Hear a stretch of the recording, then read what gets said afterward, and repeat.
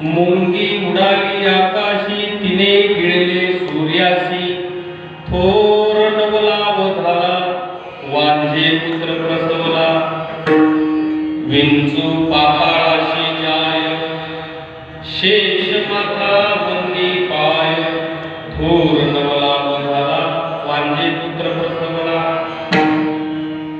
माशी व्याधी धार झाली देखोनी मुक्ताई हसली थोर नवला झाला वांझे पुत्र प्रसवला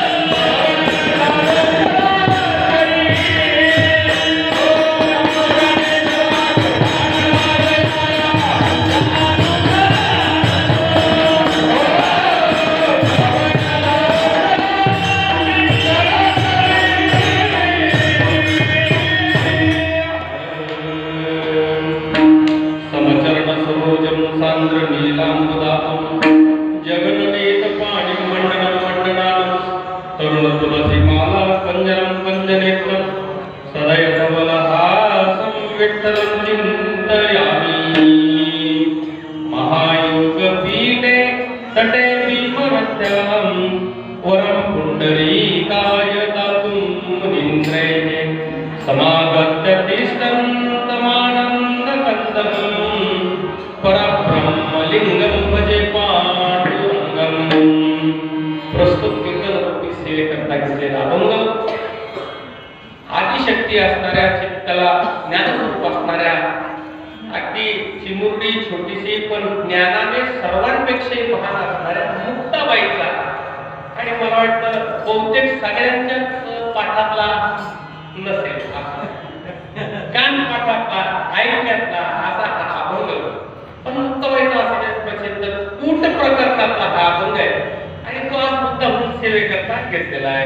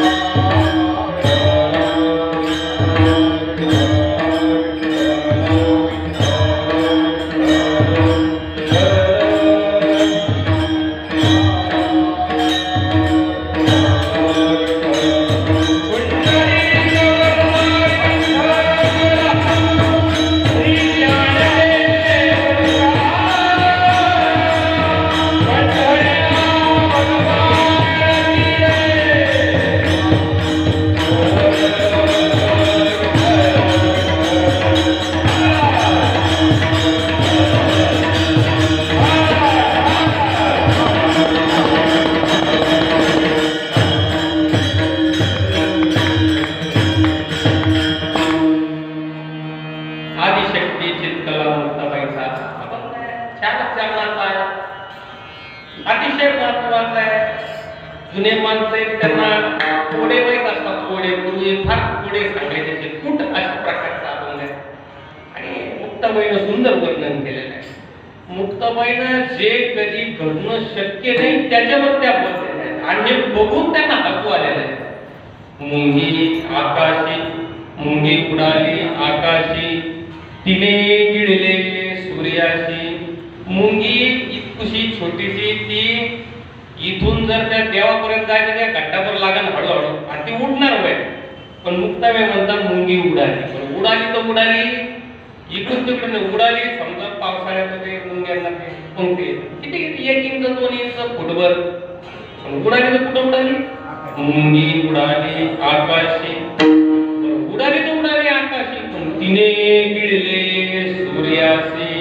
आता हाय की कामाला सूर्याला गिळलं म्हणून हे बघून मुक्ताबाईला जरा नवलच वाटतं. थोर नवलाव झाला. मुक्ताबाई म्हणतात फारच नवल घडला आहे. थोर नवलाव झाला आणि पुन्हा पुन्हा सांगतात आणखी एक नवल. वांजे पुत्र प्रसवला. आता जी वांज बाई असेल तिला पुत्र कसा होईल. तिला जर पुत्र झाला तर ती वांज कशी आहे पण नवलच आहे ना म्हणून ते म्हणतात थोर नवलाव झाला वांजे पुत्र प्रसवला. आणखी काही अघटित घटना सांगितल्या. विंचू पाताळाशी जाय. आता विंचू लय घरातले तर पलंग खाली जाय म्हणा गादी खाली जाय म्हणा पाताळाशी जाय नवलच आहे की. विंचू पाताळाशी जाय. बरं गेली का जाऊ दे गेला तो विंचू पाताळात गेला पण त्या विंचूला बघून शेषाने पाय पडवते का. शेष माथा वंदी पाय. थोर नवलाव झाला वांजे पुत्र प्रसवला. आणखी नवलाव सांगतात. माशी व्याली आणि खार झाली. शक्य का मला माशी व्याली माशी झाली इथं असं म्हणलं असतं तेच नसतं वाटलं पण माशी व्याली खार झाली. देखोनी मुक्ताई हसली. थोर नवलाव झाला वांजे पुत्र प्रसवला. विठ्ठल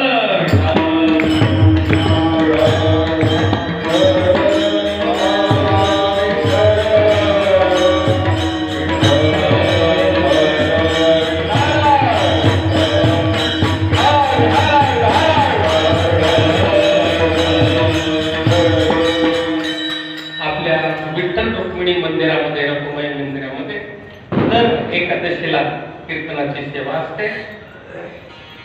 काल परवा आदरणीय हरिभक्तीपरायण भगवान दादांचा फोन आला आणि त्यांनी सांगितलं की शनिवार रिकामा आहे का? रिकामा काय हे नाही. ते म्हण मग कीर्तन करू, फराळाचं करू, आपल्या सप्त्याची चर्चा करू म्हणून काय तर उद्यापासून सारखा बीज पण आज रिकामाच होतो. आणि साधू संतांनी सांगितलं रिकामा असला तर रिकामा राहू नको, रिकामा अर्धगडी राहू नको. मग त्यांनी रिकामाच्या नावावर कशाला रिकामा राहू. आणि तुमच्याकडे यायचं म्हणजे खरं म्हणजे मलाही आनंदच मिळतो. कारण घरी आल्यासारखंच वाटतं. घरचं कीर्तन असं वाटतं की आपल्या मंदिरातलं कीर्तन, आपल्या लोकांमधलं कीर्तन असं वाटतं. म्हणून आज या ठिकाणी येणं झालं. सर्व आदरणीय गायक मंडळी आहेत, मृदंगाचार्य, पेटी वादक आहेत, गुन्हेगारी आहेत, बाबा आहेत, सगळे आपले देतात. आणि म्हणून मला असं वाटलं की इथं काय अभंग घ्यावा आपण. इथं बरेच कीर्तन झाल्यामुळे बहुतेक जवळजवळ बरेच अभंगांवर कीर्तन. मग तोच तो अभंग घेण्यापेक्षा थोडस कुट प्रकरणाचा अभंग घेऊन त्याच्यावर हा अभंग तुम्ही पाहिला नाही. म्हणजे या अभंगावरच हे माझं पहिलंच कीर्तन आहे. म्हणून आपल्या घरी घेतलेलं बरं आहे की नाही. दुसरीकडे कसे लोक असे काय बोलते तुम्हाला, म्हणजे तिथे एक दबाव असतो, इथं काही दबाव नाही. आणि वेळेकडे अर्धा तास आपल्याला काय अडचण नाही. पण अभंग मात्र मुक्ताबाईंचा अभंग आहे. आणि कूट प्रकरणात काय झालं, कूट प्रकरणातले अभंग हे कळायला म्हणजे दोन प्रकार आहेत. शब्द कूट आहे आणि अर्थ कूट आहे. कूटाचे दोन प्रकार. पहिल्यांदा कूट म्हणजे काय ते आपण कूट म्हणजे काय की ज्याची भाषा आपल्याला सरळ सरळ कळते पण त्याचा अर्थ कळत नाही, त्याला कूट म्हटलं. असे नाथ महाराजांनी, ज्ञानेश्वर महाराजांनी अनेक कूट अभंग रचले. त्याचे बरेच कूट अभंग आहेत. मुंगी व्याली शिंगी झाली, तिचे दूध किती, 17 रांगण भरून गेले, प्याले 12 हत्ती. काय काय कळव मला सांगा. मुंगी व्याली पण त्याला शिंगी झाली.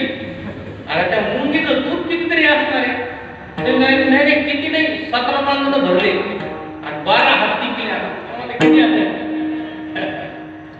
आणि पुन्हा पुढे म्हणतात मी खोटं बोलत नाही बरं का. म्हणजे याचा अर्थ काय, कुठ प्रकारचा अर्थ आहे.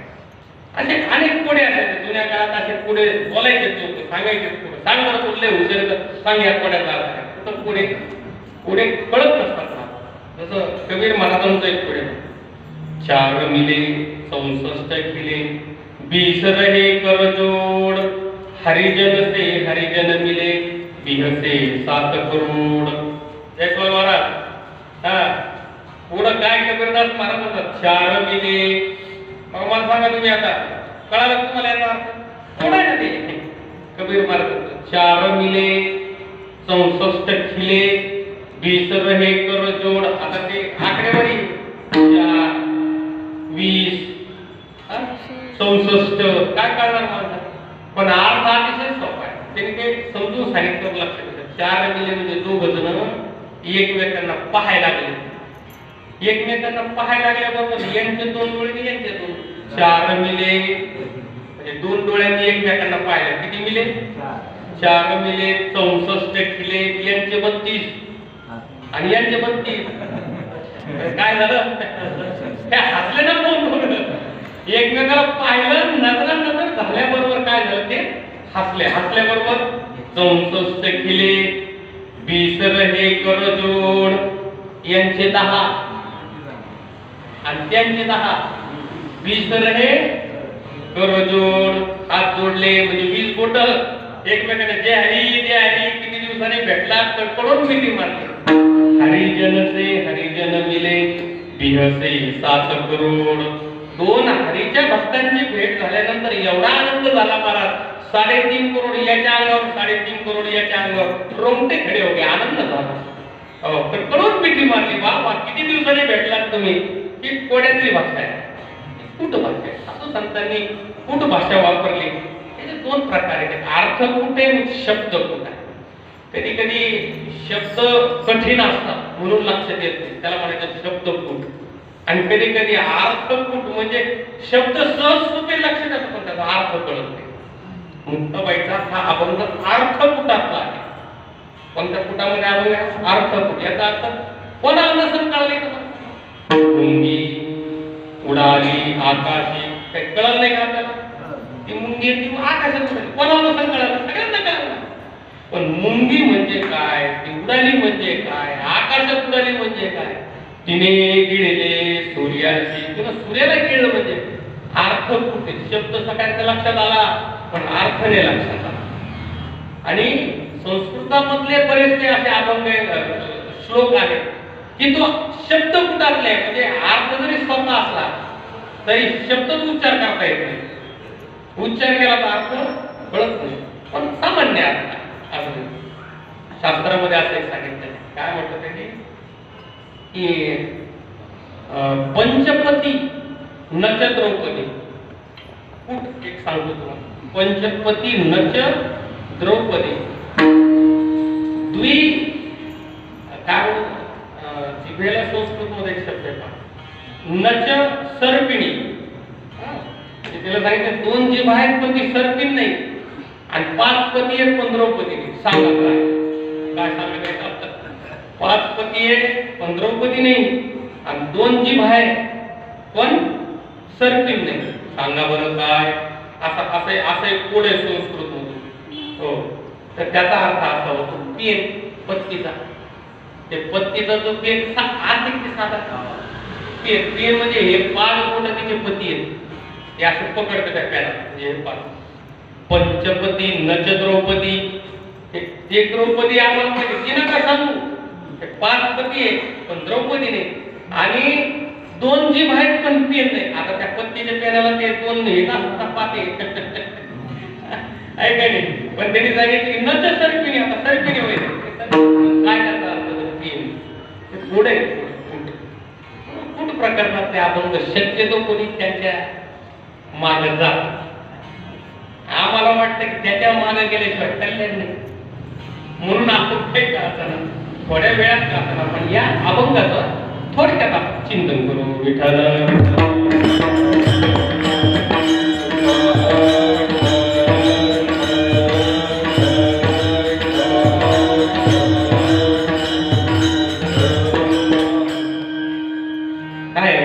कधीही फूट अभंगाचा अर्थ मनाने काढायचा नसतो, गुरुंकडे जाऊन काढावा लागतो. गुरुंचं महत्व ब्रह्मानंदम परमसुखदम केवलम ज्ञानमूर्तिं द्वंद्वातीतं गगनसदृशं तत्त्वमस्यादिलक्ष्यम् एकं नित्यं विमलमचलं सर्वादिसाक्षिभूतं भावातीतं त्रिगुणरहितं सद्गुरुं तन्नमामि. आणि म्हणून गुरूंच्या सानिध्यात जाऊन अगदी हरिपाठाने सांगितलं की जो मनाच्या मार्गाने जातो त्याचं काहीच खरं नाही, तो तिथंच मुकतो. म्हणून मार्गे गेला तो तेथेची मुकला, आहे का आपण प्रमाण? किंवा जो संतांच्या मार्गाने जातो, संतांचे संगती मनो मार्ग गती आकळावा श्रीपती मुक्त महिना जो मार्ग सांगितला. खरं म्हणजे या अभंगामध्ये वेदांत शास्त्राचे काही प्रमेय आहेत. त्यात महत्वाचे 2 सिद्धांत आहेत. याला एकाला विवर्तवाद म्हणतात आणि दुसऱ्याला आजादवाद म्हणतात.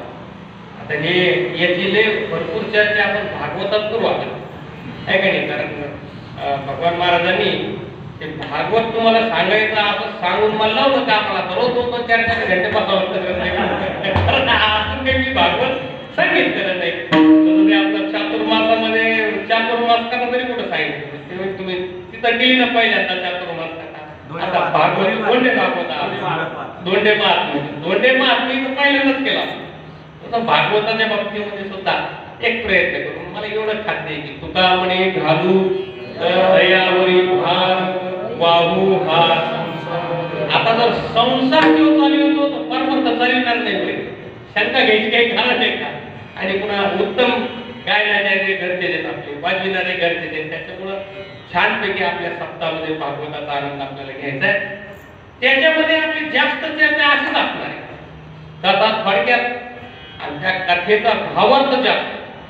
हो, जीवन बदलायचं 2 प्रकारचे दृष्टांत असतात. एक व्याघ्रमुखी आणि एक श्वानमुखी. तुम्ही दगडाला कुत्र्याला तर दगड मारला, कुत्र कुठं पळतं? दगडाच्या माग.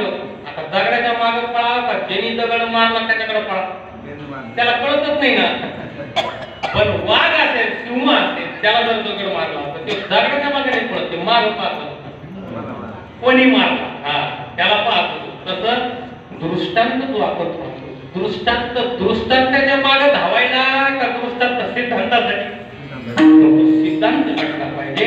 आणि या अभंगामध्ये वेदांत शास्त्राचा अध्यारोप अपवाद नावाचा एक, म्हणजे वेदांत शास्त्रामध्ये एक भाषा आहे. कोणती भाषा असते? अध्यारोप अपवाद. अध्यारोप अपवाद केलेला आहे. पहिल्या 2 चरणात अध्यारोप केला आणि शेवटच्या 2 चरणांमध्ये अपवाद केलेला आहे. असे एकंदरीत कुट भाषेचा हा एक प्रकारे वेदांताचं प्रमेय त्याच्यामध्ये टाकलेलं. मुंगी, आकाश उडाली आकाशी, याच्यामध्ये मुक्ताबाई अगदी सांगतात की बघा, जे झालंच नाही, जे होणं शक्य नाही, आणि ते झाल्यावर मी पाहिलं मला त्याचा अनुभव आला. काय पाहिलं त्यांनी? अभंगाच्या पहिल्या मुंगी उडाली आकाशी,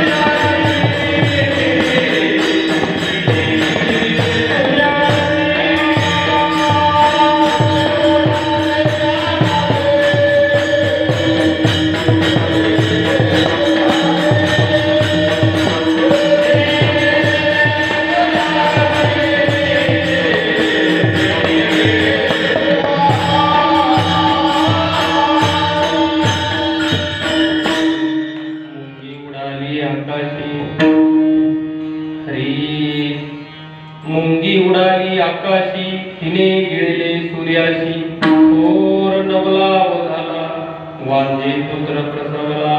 मुक्ताबाई वर्णन करतात. मुंगी उडाली आकाशी, इतकुशी मुंगी जिचं काही अस्तित्व नाही, अशी मुंगी आकाशात उडू शकत नाही. ती 2-1 फूट उडू शकत नाही, पण ती उडाली आकाशावर. उडाली तर उडाली, तिने गिळले सूर्याचे. नवल झाला की नाही? नवल सांगणारे आणि पाहणारे संत जातात.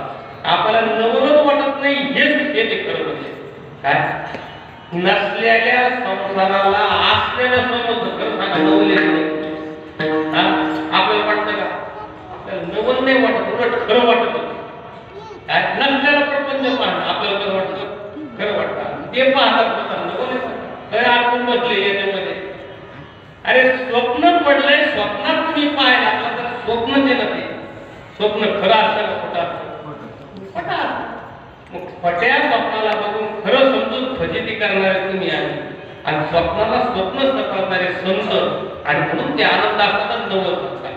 वास्तविक पाहता संत आणि देव यांनाच नवल कळतं. केवढे केवढे नकळे कामोबाचे थोडे, त्याने नवलच पाहा, सगळं नवलच केलं. पृथ्वी ज्याने तृप्त केली त्याची यशोदा भोजन गाली. आता नवले की नाही, नवल त्यांचं सगळं. तसं इकडं नवल पाहिलं. मुंगी उडाली आकाशी, तिने गिळले सूर्याशी. त्याचा वेदांतिक अर्थ पडण्यात आहे की ती मुंगी म्हणजे अविद्या माया. कशाचं रूपक? ते रूपक आहे. रूपक अलंकारामध्ये सांगितलं मुंगी म्हणजे माया, मुंगी म्हणजे अविद्या. तर म्हणजे माया या शब्दाचा अर्थ मागे मी तुम्हाला सांगितलं. माया संस्कृत मधला शब्द आहे. मा आणि या. या म्हणजे जी आणि मा म्हणजे नाही. मा म्हणजे नाही. सामा या माया. जी नाही तिचं नाव काय? माया. पण ती माया मात्र अघटित घटना पटीयसी माया. मायेचं वैशिष्ट्य काय? माया तिला म्हणजे अघटित करते. काय करील सांगता येत नाही. कोण? माया. बरं, मायेचं अस्तित्व जर शोधायला नाहीच, जसं मुंगीचं काय अस्तित्व म्हणतात. चालता चालता किती पाय खाली मुंगी आली असतील आपल्याला गेल्या तर माहिती का काय? आपण म्हणतो चालता चालता मुंगी मारली नाही, माझ्या लक्षात बी नाही आलं ती मुंगी कुशी, लक्षात बी नाही आलं. सहज पाय फुटलेली असतात तुम्हाला काय माहिती, पण मुद्दाम नाही मारला का नाही? तशी परमात्म्याचं जर स्वरूप पाहिलं तर इतकं व्यापक आहे, निरपेक्ष व्यापक परमात्मा. आणि मायेचं जर अस्तित्व पाहिलं त्या मुंगीसारखं इतकं. पण महाराज तिला साधं समजू नका. ती जरी तुझी असली तरी अघटित घटना पटीयसी माया. आराघटित घटना करते. काय केलं तिनं? उडाली आकाशी. आकाशात उडाली तर उडाली. ज्याच्यापासून जग झालं ते महिमंडळ कुणापासून झालं? त्या देवापासून झालं. आणि जसं पृथ्वी कोणापासून बाहेर पडली? पृथ्वी तुम्हाला माहिती भूगोलामध्ये सांगितलेलं आहे. पृथ्वी ही त्या सूर्यातून बाहेर पडलेली. सूर्य म्हणजे मोठा तप्त गोळा काय, आणि त्याच्यातून ही पृथ्वी बाहेर पडली. म्हणजे पृथ्वी सूर्याच्या पुढे किती आहे? बारीक आहे. आणि त्या पृथ्वीवर 7 खंड आहेत. त्याच्यात आपला एक खंड आहे. या खंडात बरेच देश आहेत. त्याच्यात आपला या भारत देश आहे. याच्यात एक बरेच राज्य आहे. त्याच्यात आपला महाराष्ट्र राज्य आहे. याच्यात 36 जिल्हे. त्याच्यात आपला संभाजीनगर. या संभाजीनगर मध्ये 9 तालुके आहेत. त्यात आपला एक तालुका. या तालुक्यात अनेक, या शहरामध्ये अनेक गल्ले आहेत. त्यात आपली आणि त्याच्यात आपण मुंगी सारखं झालं. काय मुंगी म्हणजे काय? उडाली आकाशी. त्या आकाशात उडाली आणि त्या मायेनं परमात्म्याला झाकून टाकलं. गिळले सूर्याशी. त्या मुंगीनं सूर्याला गिळलं. याचा अर्थ ती माया, पण तिनं कोणाला गिळलं? सूर्याला. याचा अर्थ ती माया, पण तिने झाकूडले देवा. त्या परमात्म्याला झाकून टाकलं, आवरण टाकलं. आम्हाला जगात देव दिसतो का? जगातले सगळे पदार्थ दिसतात खरं सांग. आणि संतांना काय दिसतं? जे जे दृष्टी दिसे ते ते हरिरूप.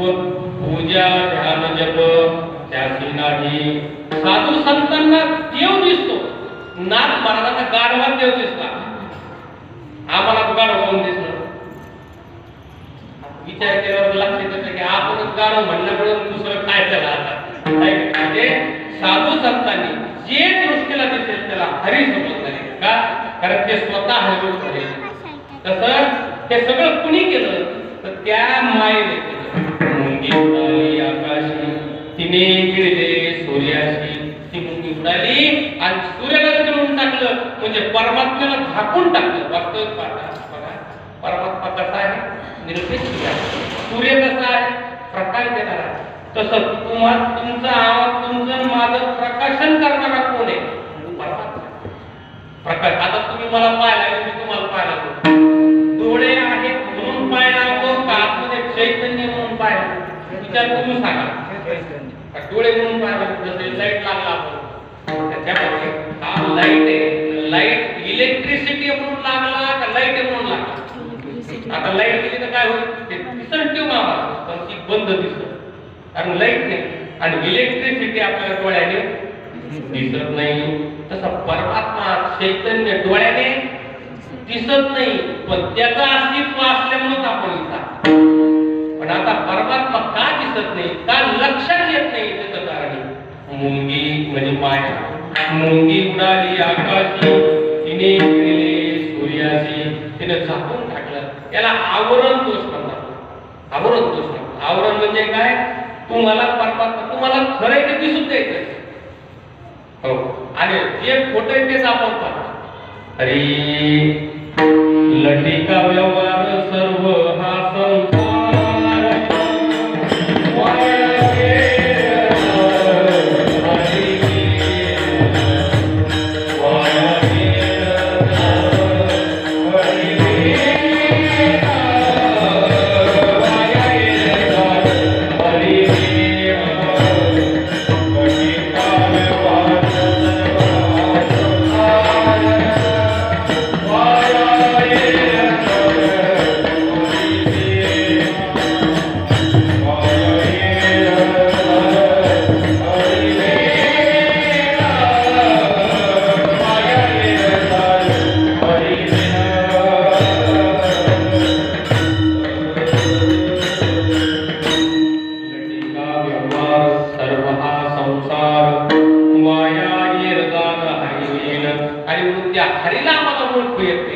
हरी डोळ्याने दिसत नाही.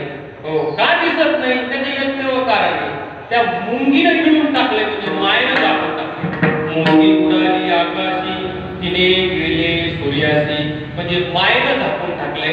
व्यापकत्वाने बोलायचं ठरलं आणि अविद्येनं झाकून टाकले. वेस्टीज अंगाने बोलायचं म्हणून एका माणसाचं बोलायचं त्याला वेस्टी म्हणावं. वास्तविकता अमृतानुभवामध्ये होत नाही. काय अमृतानुभव वर्णन आहे, अविद्या येणे नावे मी विद्यमानाची नव्हे, हे अविद्याची स्वभावे सांगत असे. ही अविद्या स्वतःच्या तोंडात सांगायला लागली बरं का, मी नाही. तुम्ही लक्षात थोडंसं चिंता करा. मला माहिती आहे का, हा बघत आता उच्च कोटीचा असल्यामुळे मला लय खाली येऊन बोलतात याला, माझाही नाही आहे. पण तुम्ही थोडंसं सावध व्हा. आपण फार जास्त वेळ कीर्तन करणार नाही, पण विषय महत्वाचा बघा. अविद्या, विद्या या शब्दाचा अर्थ काय, विद्या. आता आम्ही शाळेत मुलं जातो ना, आपल्या पुढे जाते शाळेत, कशासाठी जाते, विद्या घेण्याकरता जाते, म्हणून त्यांचं नाव आहे विद्यार्थी. अर्थी याचा अर्थ अर्थन करणं, अर्चन करणं, अर्थना. त्याला प्र शब्द लावला की त्याचा अर्थ होतो प्रार्थना. अर्थना या शब्दाचा अर्थ होतो अर्चना, म्हणजे नम्रपणे मागणे. काय मागता तुम्ही शाळेत, विद्या. माणूस शिक्षकाला किती मागतो, शिक्षक, शिक्ष धातूपासून शब्द करायचा. याचा अर्थ काय, उपदेश. विद्यार्थ्याला काय पाहिजे, ज्ञान पाहिजे. मग ते ज्ञान देणारे आणि हे ज्ञान घेणारे. पण आता नेमकं विद्या कशाला म्हणायचं, उपनिषदाने वर्णन केलं. सा विद्या या विमुक्तये, विद्या तिला म्हणावी जी तुम्हाला काय करते, मुक्त करते. विद्येचे दोन प्रकार करू आपण, एक पोटभरी विद्या आणि एक मरणमारी विद्या. आता आम्ही पोटभरी विद्याने दोघंही नव्हतं. कशामुळं, पोटभरी विद्या आहे, ती शिक्षिका आहे, मी शिक्षणाधिकारी आहे, कारण काय आपण नोकरी लागली. कशामुळे नोकरी, डिग्रीमुळे नोकरी लागली. मग डिग्रीमुळे नोकरी लागली म्हणजे आमच्याकडे कोणती विद्या आहे, पोटभरी विद्या. पण साधू संत विचारतात, तुमच्याकडे जी विद्या ती मुक्त करणार आहे का, नाही पोटामध्ये. अरे पोटासाठी तर जनावर पण जगते. कुठल्यापासून तर रात्री झोपेपर्यंत काय आत्मानुभव करणे, आहार, निद्रा, भय, मैथून, सर्व योनीशी समसमान मनुष्याचे निज्ञान आदी गजानन. अरे माणसा, अरे तू आदि ज्ञान लक्षात घे. आहार, निद्रा, भय, मैथून तर प्राण्यांना घे ना. खाणं, झोपणं, उठणं आणि ते त्यांच्यासारखे काय जन्माला घालणं, माणसासारखे माणसासारखे, डुकरासारखे डुकर, कुत्र्यासारखे कुत्रे, हे तर सगळेच करायला लागले. तू मनुष्य मनुष्य देहाचे नित्याने सच्चिदानंद पदवी घेणे एवढा अधिकार नारायणे कृपाद लोकने दिला. अरे तू मनुष्य आहे आणि माणसाचं ज्ञान अधिक त्या माणसाने विद्या प्राप्त करावी. सा विद्या या विमुक्त आहे आणि विद्या तिला मनाची मुक्त करते. आणि मुक्त का होत नाही त्याचं कारण आहे की ही बारीक दिसणारी मुंगी, ती मुंगी जरी असली तर हातीला मारते. ते काय साधं म्हणावं का आपण? मुंगी उडाली आकाशी तिने गिरले सूर्याशी. आणि हे बघितल्यानंतर एकदमच नवल वाटलं म्हणून जायला दुसऱ्या चरणामध्ये म्हणून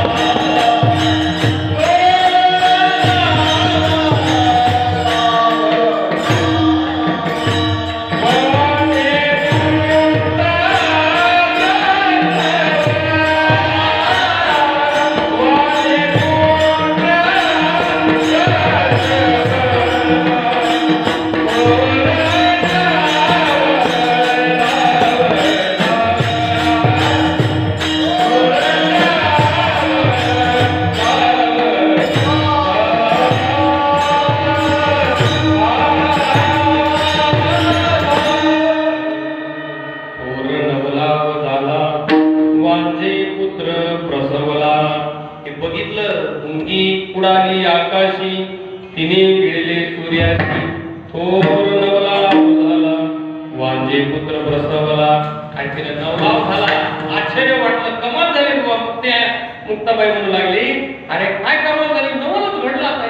मुंगी उडाली तर उडाली, खरं ते पाहिजे ही माया, तिला काही अस्तित्व नाही. पण त्या मायेनं ज्ञानस्वरूप असलेल्या सूर्याला, वास्तविक पाहता सूर्य काय आहे? प्रकाश देणार. सूर्य जर नसतं उगवलं तर कल्पना करा काय होईल. ते दोन ध्रुव आहेत आपले, उत्तर आणि दक्षिण. दोन ध्रुवावर 6 महिने अंधार असतो रात्र आणि 6 महिन्याचा दिवस असतो. त्यावेळेस उत्तरायण असतं, दक्षिणेकडे अंधारच असतं. आणि त्यावेळेस दक्षिणायन असतं, त्यावेळेस उत्तरेकडे अंधारच असतं. 6 महिने अंधारच. सूर्य उगवला नाही तर काय होईल? मग सूर्याला ज्ञानच उपमा केली. हो, आणि सूर्याला कोणत्या करते? ज्ञानेश्वर महाराजांनी ज्ञानेश्वरीमध्ये अमृतानुभव प्रकाश देणाऱ्या 3 वस्तूंचं सतत वर्णन केलं. सूर्य, नंबर 2 चंद्र आणि नंबर 3 अग्नी. काय? भगवद्गीतेकडे चला, भगवद्गीतेत वर्णन केलं. न तद्भासयते सूर्यो न शशांको न पावकः यत् गत्वा न निवर्तन्ते तद्धामं परमं मम. वर्णन केलेले. नतद भासयते सूर्य, या सूर्याला प्रकाश देणार आहे म्हणा तुम्ही, पण सूर्य प्रकाश देतो लौकिक जगाचा. आमच्या आतमध्ये जो प्रकाश आहे तो काय सूर्य देतो का? तुम्ही मला पाहायला लागलाय तर हे जे चैतन्याचा प्रकाश येतो सूर्याचा आहे का स्वयंप्रकाश आहे आतमध्ये? तो स्वयंप्रकाश आहे. त्या स्वयंप्रकाशाला ओळखण्यासाठी तर आपण एक मंत्र पाहिजे. मंत्र काय विसरू नका. मी स्वयंप्रकाश सच्चिदानंद साक्षी आहे. हा मंत्र आहे आपला. स्वयंप्रकाश आहे. अरे हा सूर्य माझ्या प्रकाशाने सूर्यप्रकाश आहे, त्याच्या प्रकाशाने मी नाही. हे आता एखाद्याला जर नाही कळलं तर ते म्हणजे यांचं डोकं खराब झालं दिसायला असं वाटलं त्यांना. पण ही बोलण्याची साधू संतांची भाषा आहे. म्या बोलविल्या वेद बोले म्या चालविल्या. मी त्याला जर म्हटलं तर तो चालायला लागला. एवढी ताकद आहे आपल्यात. पण ते आता काय झालं, कलियुग आहे आणि कलियुगामध्ये माणसाची शक्ती क्षीण झाली, बुद्धी क्षीण झालेली. भागवतात वर्णन करू, मी जर भागवतात फिरलो आवड होईल पुन्हा म्हणून आपण फक्त अभंगाबरोबर होता. अभंग असा आहे की तो सूर्य प्रकाश देतो. म्हणजे बघा अगदी गंमत म्हणून सांगतो तुम्हाला, पुढे जायचं आपल्याला, माझ्या घड्याळीकडे लक्ष आहे. सूर्याला तमारी असा शब्द आहे. तमारी, तम म्हणजे अंधार आणि आरी म्हणजे शत्रू. तमारी म्हणजे अंधाराचा शत्रू कोण? सूर्य. आता हे तुम्ही मी बोलतो म्हणून का सूर्याला विचारावा कशाचा अंधार शत्रू? अंधाराचा. अंधाराचा काय झालं? तो अंधार गेला तेव्हा देवांना नमस्कार केला. अरे देवा कुणीकडे आला? अंधाराला कुणीकडे आला? देवाने विचारलं काय सांगू मला? अहो मी काय घोडं मारला त्या सूर्याचं? सकाळी उठलं की मला पळून जावं, तेव्हा आला रे आला की मला पळून जावं. काय ते घोडं मारलं त्याचं? काय ते करू त्याला सांगतो, समज देतो त्याला. अंधाराच्या मागं लागून कशाला मागं लागेल म्हणजे तुझ्या दुसऱ्या दिवशी त्याने सूर्याला बघून घेतलं, सूर्यदेवतेने नमस्कार केला. देवाला तेव्हा काय म्हणतो बोलत काय म्हणतात? अरे कोण अंधाराच्या मागे लागला? तू आला की त्याला पळून जाऊ. अंधाराच्या मागे लागला. आता त्याच्या दृष्टीने विचार करा, त्याला अंधार माहितीये का? सूर्याला. तर तुम्ही शत्रू कसा म्हणता अंधाराचा? तो म्हणला तेव्हा माझ्या समोर अंधाराला ना, मी त्याच्या पायावर डोकं ठेवून माफी मागतो. शक्य आहे का? आता सूर्य पण अंधार येईल का? कधी येणं शक्य नाही. सूर्य पण कसा अंधार आहे? तसं आमचं जे स्वयंप्रकाशित निरपेक्ष असणारा व्यापक असणारा जो परमात्मा आहे, ब्रह्मतत्व आहे, त्याच्याकडून माया येईल का मला सांगा? ती माया येईल तुझी, पण तिचं नवल काय वर्णन केलं त्याचं? पती जन्मला माझे उदरी, मी झाली तयाची लोहरी. पतिव्रता धर्म पहा माझा. ती म्हणते पतिव्रता धर्म पहा. पती जन्मला माझे उदरी. शक्य आहे का? शक्य आहे का? बस पती जन्मला माझे उदरी असं म्हणलं समजा, मागचा पती जन्मात काय, पण मी झाले तयाची लोहरी. आता हे तरी शक्य आहे का? अरे माझ्या जन्मात जो माझ्या उदरातून जन्म घेईल त्याला काय म्हणतो आपण? पुत्र. त्या पुत्राची पण मी बायको होईल का? असं होणं शक्य आहे का? असं झालं तर तो व्यभिचार आहे. पण इथं पुन्हा बोलताना माऊली बोलतायत की हे असं जरी झालं असलं तरी पतिव्रता धर्म पहा माझं. ते कुठ भाषा आहे? त्या कुटामध्ये सांगितलं की ब्रह्म हे कसं आहे, व्यापक आहे. पण त्या मायेने त्या ब्रह्माला, ब्रह्मस्वरूपाचं प्रतिबिंब मायेत पडल्यामुळे त्याला ईश्वरत्व प्राप्त झालं. देव कोणी घडी दिला? त्या मायेने. म्हणजे ईश्वराला ईश्वरत्व मायेनं दिल्यामुळे झालं काय? हो, ते पती जन्मला माझे उदरी, मायेनं जन्माला घातलं. आणि जेव्हा जगाचं निर्माण करायचं ती म्हणजे आता मी नवरी होते ती माझा पती, आता आपण जगाला निर्माण, आणि जगाला निर्माण करताना ती झाली नवरी आणि तिने जगाला जन्म घातला. ही अघटित घटना आहे लक्षात घ्या. म्हणून माया छळणारी आहे. त्या मायेला वेगवेगळे नाव आहे. इकडे आपल्याकडे भवनदी, भवसागर का पार करताय ना आम्हाला? अघटित आहे, अतिशय अवघड. भवनदीचे पाणी वेगळ्या मोठे उडीते, भल्या भल्या पोहणाऱ्यांना ओलधुनी पाणी ते अतिशय अवघड आहे. आणि म्हणून थोर नवला झाला, वांझे पुत्र प्रसवला. इथे अध्यात्म केलं आहे. ती जी मुंगी आहे ती तिथं वांझे, पण ती मुंगी वाट कशी? आता तिनं पुत्राला जन्म घातला. याचा अर्थ त्या अविद्येने जीव पण आणला तुम्हाला मला. कल्पना अविद्या तेने झाला जीव, मायोपादी शिव बोली देती. आत्मराजांनी वर्णन केलेलं आहे. केवळ जीवपणा कल्पनेचा आहे. काय कल्पना? आणि म्हणून नाथ महाराज म्हणतात, नामदेव महाराज म्हणतात, कल्पनेची बाधा लागूच नाही. कल्पनेची बाधा नको कोणी काळी, कल्पनेची बाधा नको कोणी, कल्पनेची बाधा नको कोणी काळी.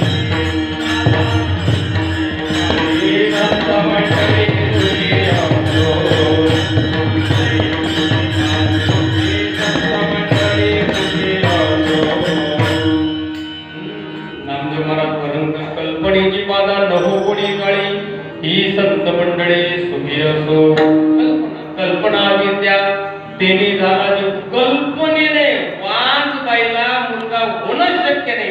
आज झाला तर ती वांज कशी होणारच नाही, असं होणारच नाही.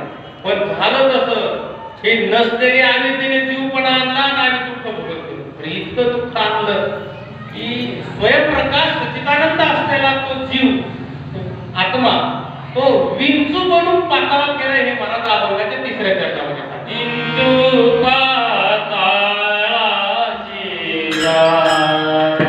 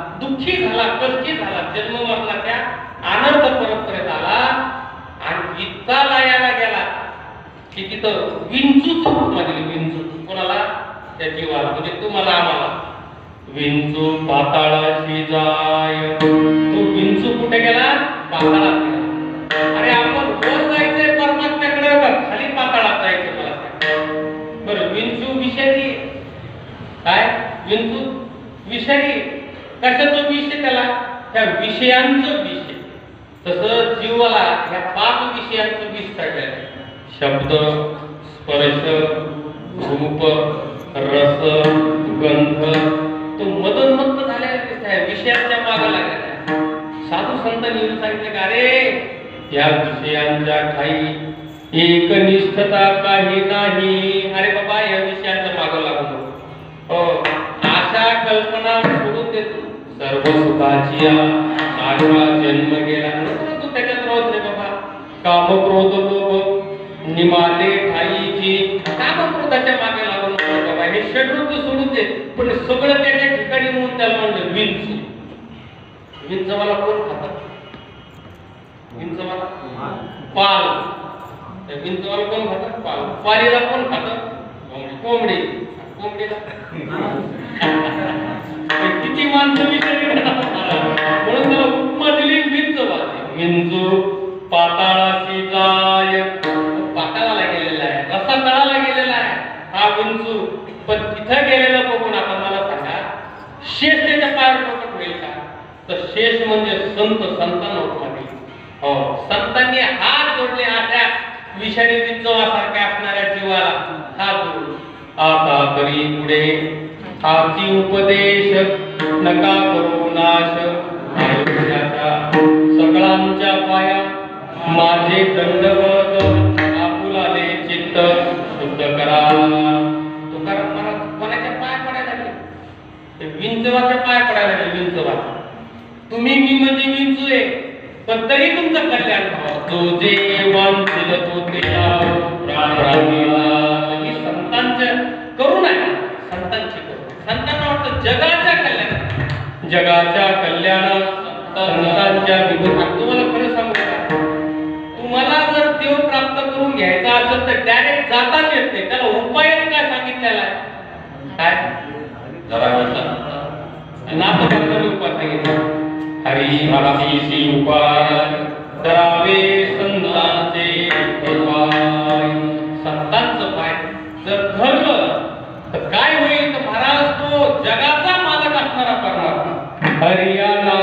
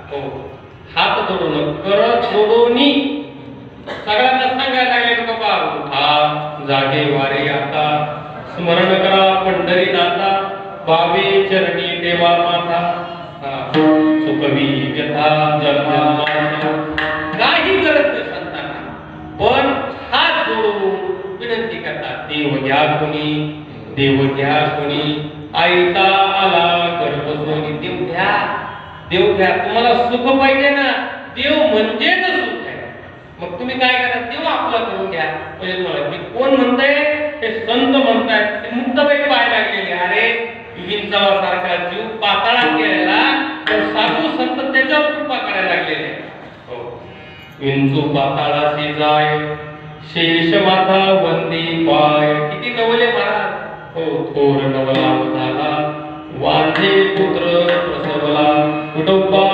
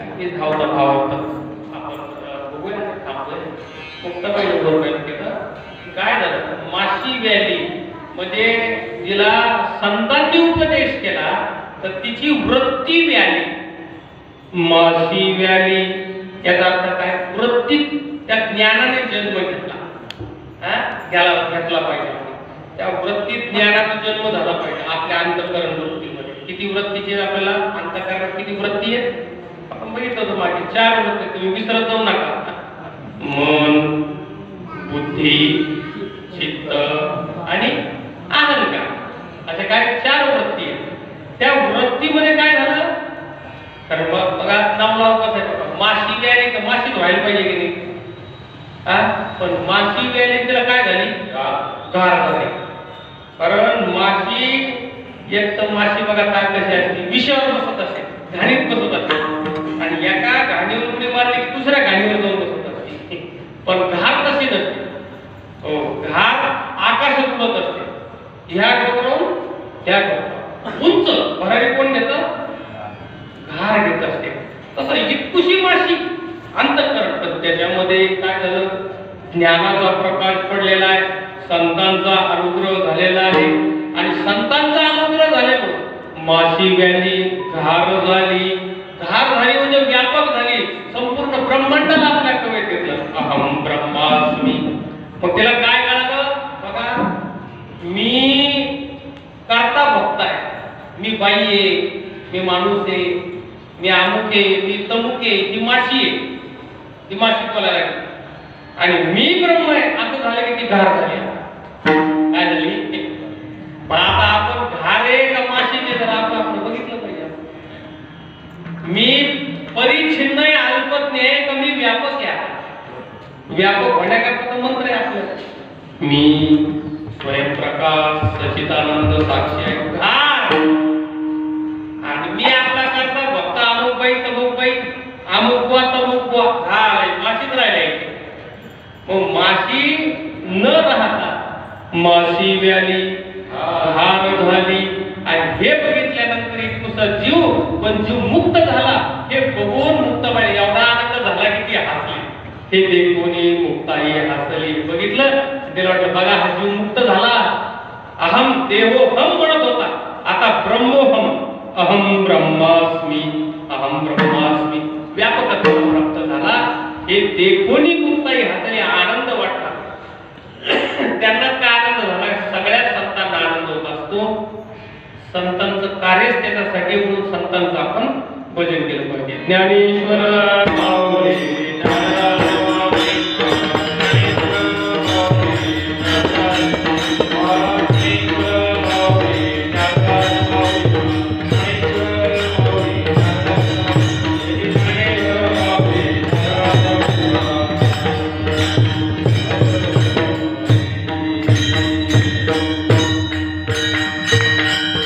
तुकाराम तुकाराम तुकाराम बोला सगळे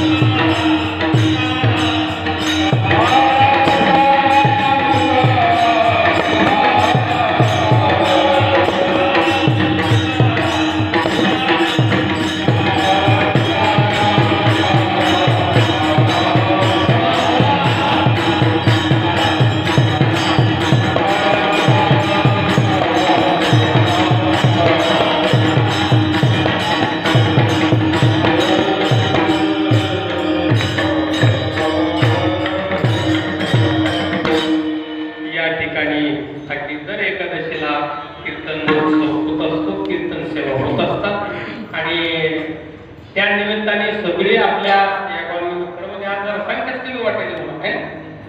कमी आहे संख्या कामानिमित्त पण येत झाला सांगत झाला कारण भगवंताचं नामस्मरण केलं पाहिजे.